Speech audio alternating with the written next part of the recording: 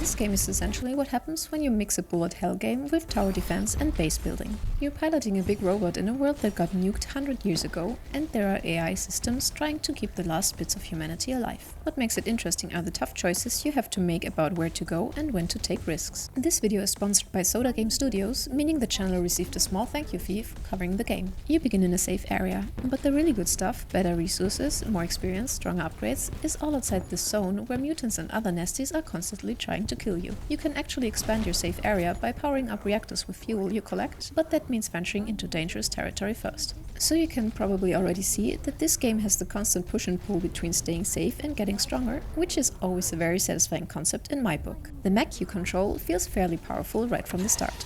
You've got different weapons you can use, and the game has auto-aim, so you don't have to worry about precise shooting while you're dealing with everything else. As you play, you pick upgrade cards that make your weapons better, give you new abilities, or improve your mech's stats. Some of the abilities are really satisfying to use.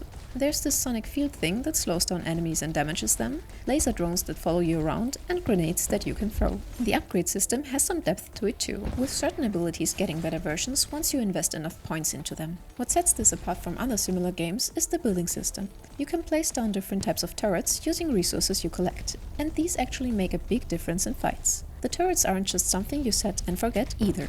You need to think about where to put them, because the terrain matters. Some turrets do damage, others slow enemies down, and you have to manage a currency system to afford the better ones. There are basic turrets that are cheap to place, and more expensive ones that pack a real punch but cost way more resources. The missions are designed to keep things from getting repetitive. Sometimes you're defending a radio antenna while it broadcasts, other times you're escorting survivors or repairing broken bridges. There are also these moments where you have to break through walls or take down big boss enemies. The game throws different objectives at you, instead of exclusively just making you survive waves of enemies. Some missions give you special rewards or unlock new areas of the map. Between runs, there's a progression system where you can spend points you earned to permanently upgrade your mech. You can boost your health, increase damage, improve armor, or unlock new starting abilities. This means even when you die, you're getting stronger for the next attempt. The game launches with 3 different mechs that each have their own weapon setups and playstyles. The story happens while you're playing, with different AI personalities talking to you. They've been waiting for humans to return for over a century, and each AI has its own way of seeing things. You'll hear them commenting on what's happening, giving you missions, or just making observations about the world. One thing that's worth mentioning is how the resource system works. You send out mining drones to collect fuel, but you have to bring it back to your base to actually use it.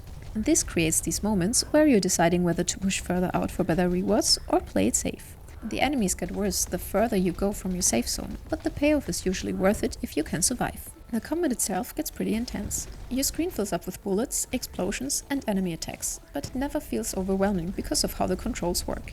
You can dash to avoid attacks, and there are defensive abilities like shields that help you survive when things get crazy.